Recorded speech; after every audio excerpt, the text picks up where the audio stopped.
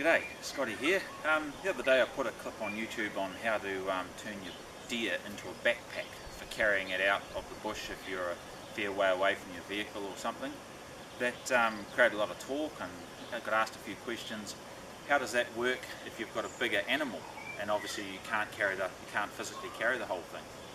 Well, I'm going to show you a method that I use, because basically most people shoot a deer through the front shoulder because that's the really popular and easy way to do it and effective, but the reality is the shot generally ruins a lot of the meat on the front shoulder and it's not usable.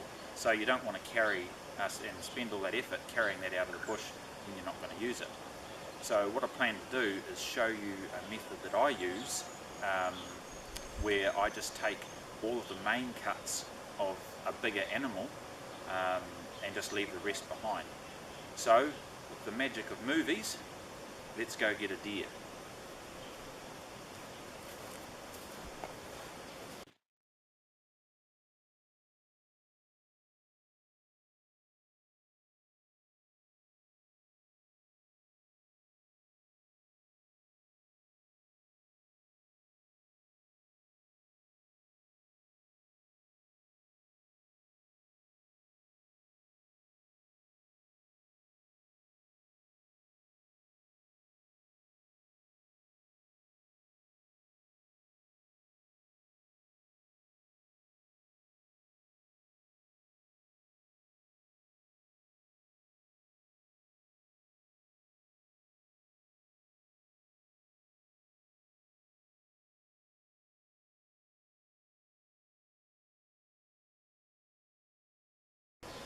So, as they say in those clips, with the magic of movies, here's one I prepared earlier. You saw from those clips, went on a bit of a hunt. Didn't get this one on film. This is a red spiker. Didn't get him on film because it was just too dark when we shot him. I only just managed to make him out in the scope. And when we got over to him finally, it was pretty dark. But anyway, I've brought them out whole, so what I'll do is I'll show you the method I use. I've already removed the hocks off the bottom of his legs because we don't need those at all. Now, my favourite piece on the deer are the back stakes. So what we're going to do now is remove them.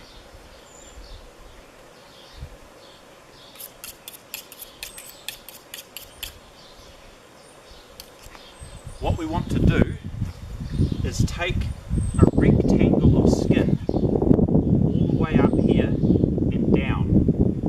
Why we want to do that, you'll see later. So I just make a cut in here.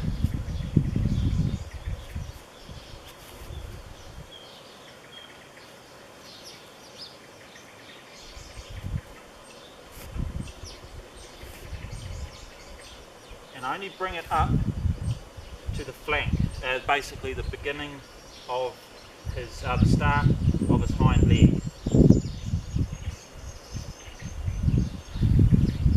And make a straight line across there, below where the back stake would start. Take it right up to the neck.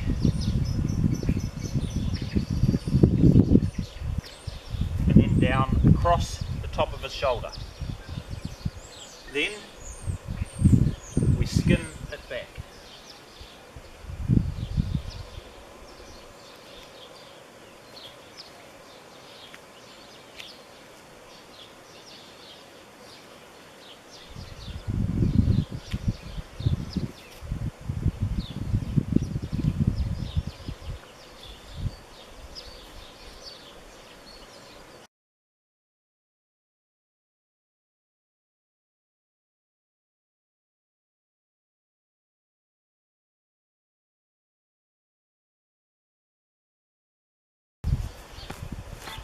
Funnily enough, just happen to have an oven tray lying around.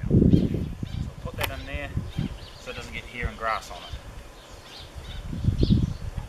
So then what we need to do, we want to flip the deer over and do the same on the other side.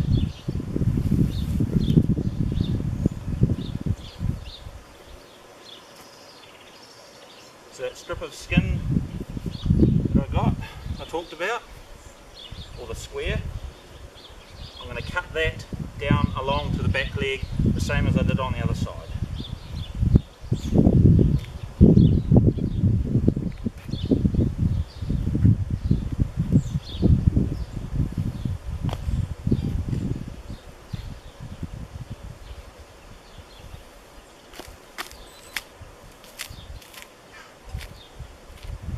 See, what I want to do is have that big triangle, a big rectangle of skin up by his back leg.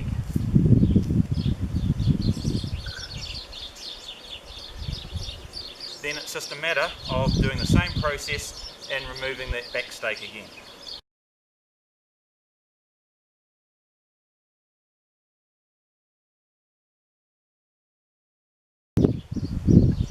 Back stake number 2.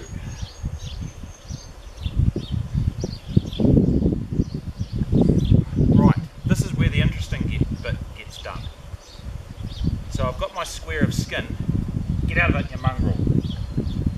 That square I'm going to split, and that's what's going to form our pack straps. See, I'm going to split that skin down there to make the 2 straps, but we'll get to that later. What we're wanting to do effectively is take the back legs off the deer, but keep them attached to the skin. So what I'm going to do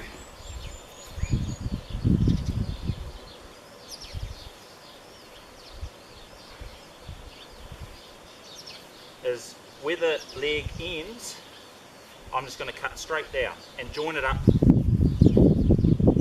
to the triangle of skin. So that's the triangle of skin that we cut off the back stakes. The leg ends there. Just like that. So what we're wanting to do now is effectively take the leg off the hip joint, but leaving it still attached to the skin. So you can see the cavity around the hip joint there. And if you make an incision in there, you'll soon see the ball joint from the leg exposed.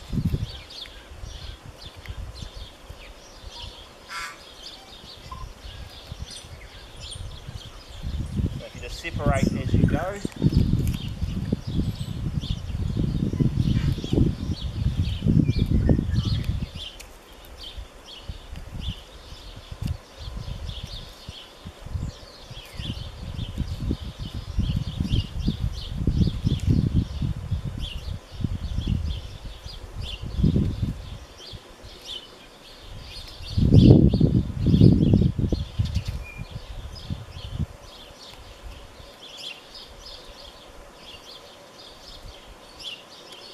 What you want to do is be careful when you're cutting the meat away from the hip that you don't go through the skin, because the skin is going to be what, see, I've just got through the skin there. That's the skin, because it's the skin that's going to hold the legs together. So you might hopefully be able to see it better on this side.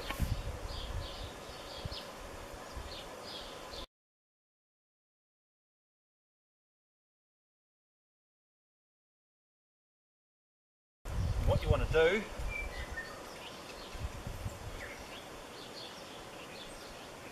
is skin this away from the backbone.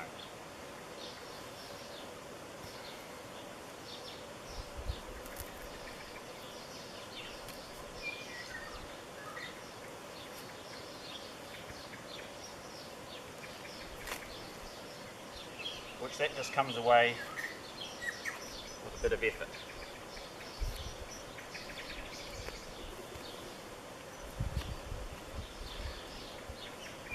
See what we've got?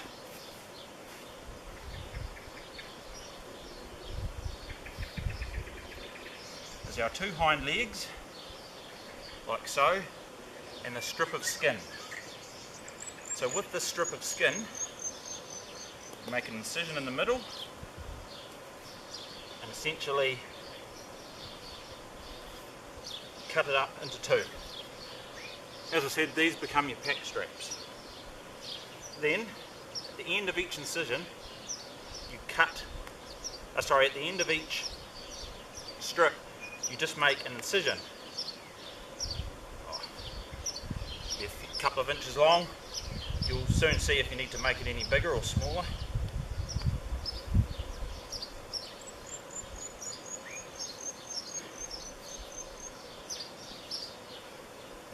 So there we have it.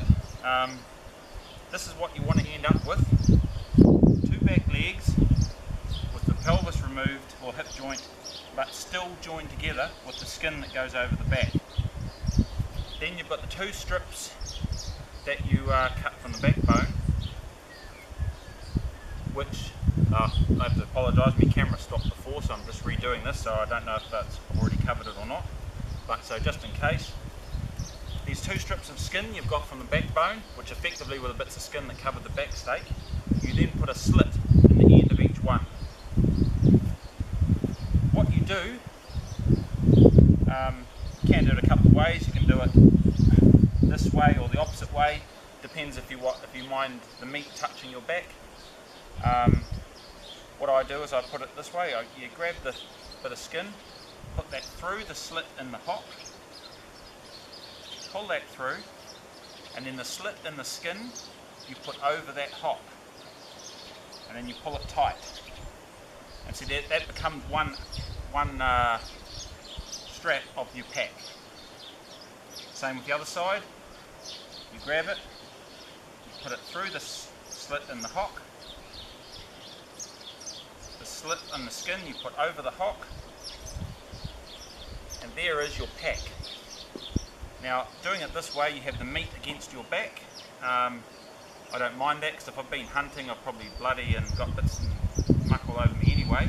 If you do it the opposite way, then the meat you'll have the hair against your back, but then the meat will be exposed to everything on the outside. You know, your dirt, leaves, the sticks. At least this way against my back, I know it's going to keep clean. So it's just a matter of putting it on like a pack, and that stays there very comfortably. You can do everything you want, you can walk out and you hardly feel that at all. Another tip, the wider you make the strips of skin, the fatter your pack straps are going to be and the more comfortable. So you can still carry your rifle, you can still have a day pack, you can still put that on your pack, and these legs will sit over top of that. So that's another way of getting a couple of legs of meat out without too much effort, without having to carry the whole animal. So yeah, hope you've learned something new. Happy hunting, see you in the hills.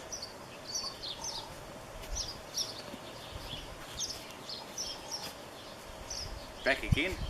I bet you think you'd forgotten, or you thought I'd forgotten about the back stakes. Well, I hadn't. As I said, I'm always hunting no matter where I go.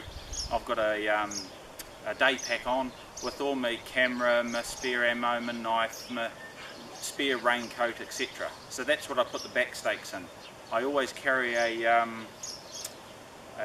waterproof stuff sack, so that way all my gear that I don't want to get messy, like my camera, my binoculars, etc., I put in that waterproof stuff sack in my backpack, so that when my back stakes go in there, none of my gear gets bloody. And yeah, so you can still put your backpack on, and these legs just sort of sit to the side of it, so it actually works out quite well. And yeah, it's a lot better, it's a lot easier to carry out, and it saves a lot of time boning out the legs. Alright, as I said, see you in the hills. Happy hunting.